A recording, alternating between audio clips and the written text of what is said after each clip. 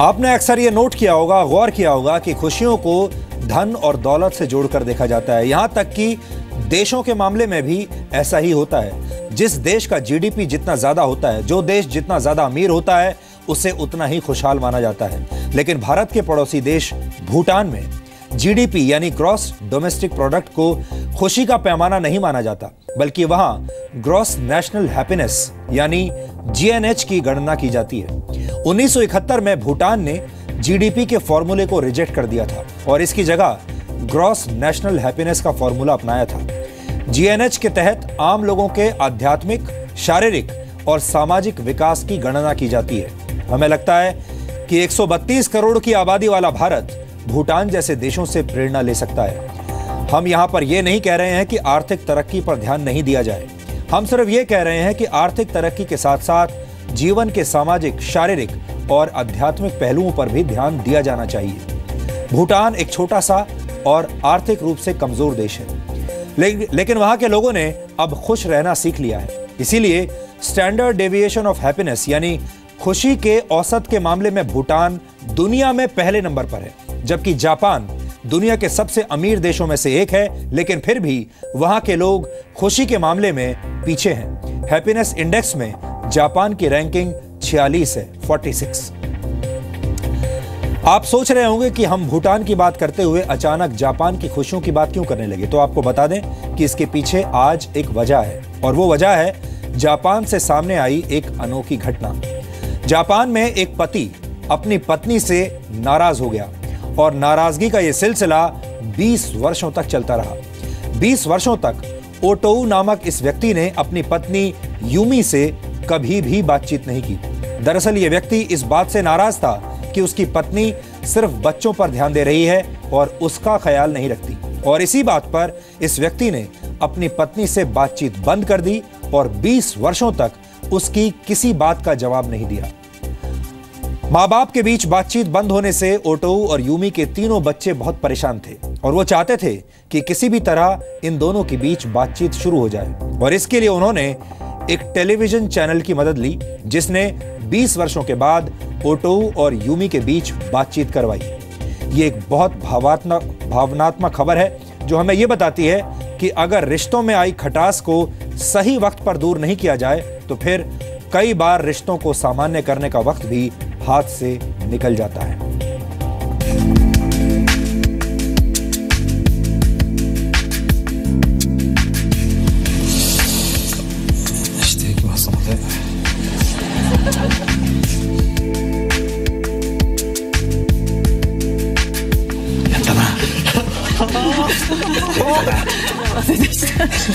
ありがとうございます。幸せでしたか。幸せでした。よしきどうだったよしき。なぜ音が出たのか。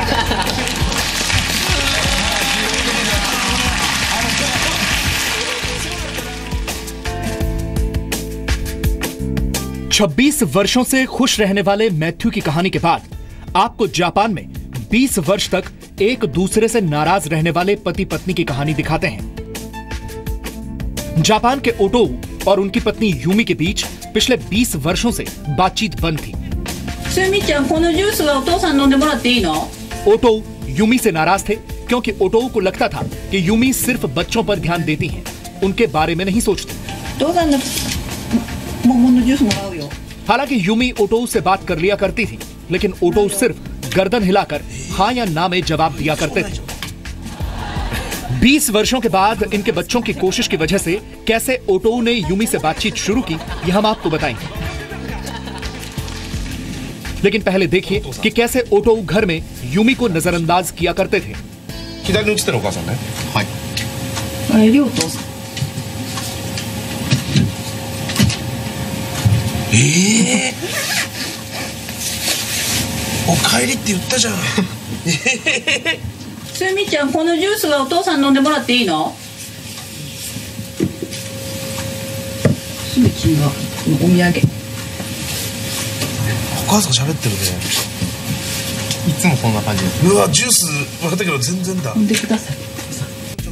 तो आप ये समझ गए होंगे कि ओटोऊ अपनी पत्नी से किस हद तक नाराज थे कि वो उनकी किसी भी बात का जवाब नहीं देते थे। जबकि यूमी अपना पत्नी धर्म निभाते हुए उनकी हर चीज का ख्याल रखती थी।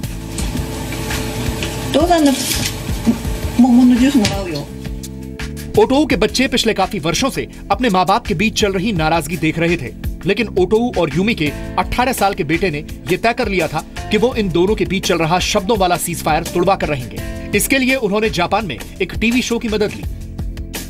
物心ついたぐらいは、まあそんな状態の家に住んでいるわけじゃないですか、だから違和感はないんですよ、で小学校に上がったりして、周りに喋ってるうちに、あれなんかうちおかしいなってなってきて、いやなるよねटीवी चैनल ने ओटोऊ और यूमी से अलग अलग बात की और जानने की कोशिश की कि आखिर ओटोऊ यूमी से बात क्यों नहीं करते। टीवी चैनल की बातचीत में पता लगा कि यूमी हमेशा ओटोऊ से बात करती है, लेकिन ये वन वे ट्रैफिक जैसा होता है क्योंकि ओटोऊ कभी जवाब नहीं देते।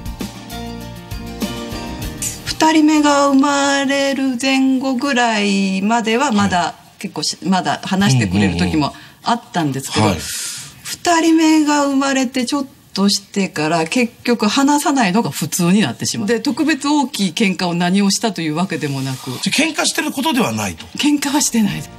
जबकि ओटोऊ ने अपनी पत्नी से बात न करने का जो कारण बताया वो किसी को भी हैरान करने के लिए काफी है।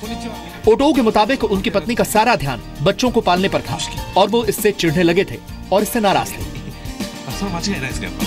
子供が生まれるとなんか、子供中心の、家内がそういう生活になって、まあ私はなんかほったらかし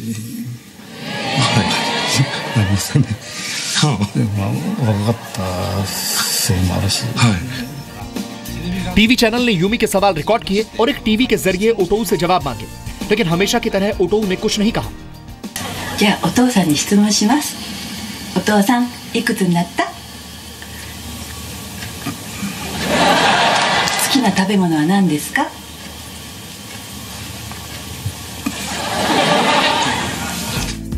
और जब टीवी के माध्यम से ओटोऊ ने अपनी पत्नी के सवालों को जवाब दे दिया तो दोनों को उसी पार्क में एक बार फिर मिलाया गया जहां दोनों पहली बार एक दूसरे से मिले थे। दोनों पार्क की एक बेंच पर बैठ गए। ये सब कैमरे में रिकॉर्ड हो रहा था और ओटोऊ और यूमी के तीनों बच्चे 20 वर्षों के बाद अपने माँ बाप के बीच शब्दों की खामोशी वाला युद्ध खत्म होते देख रहे थे। ओटोऊ ने कुछ बोलने की कोशिश की, लेकिन फिर बेंच से उठ गए और वहां से जाने लगे।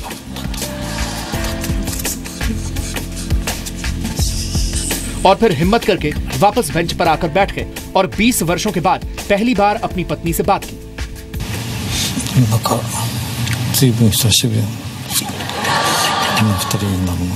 言った。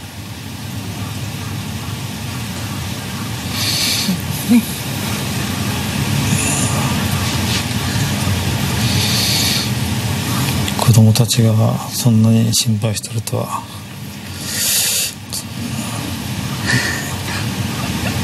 には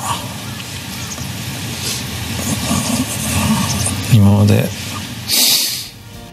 इतने वक्त के बाद माँ बाप के बीच बातचीत होते देखकर ओटोऊ और यूमी की दोनों बेटियां फूट फूट कर रोने लगीं।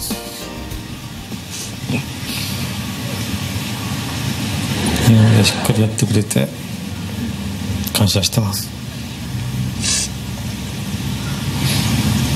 こちらこそありがとうございます。 話もこれからは少しは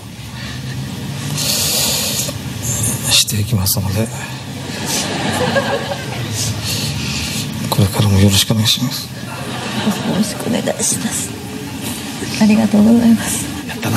इसके बाद पूरा परिवार पहली बार एक साथ हंसा और मुस्कुराया।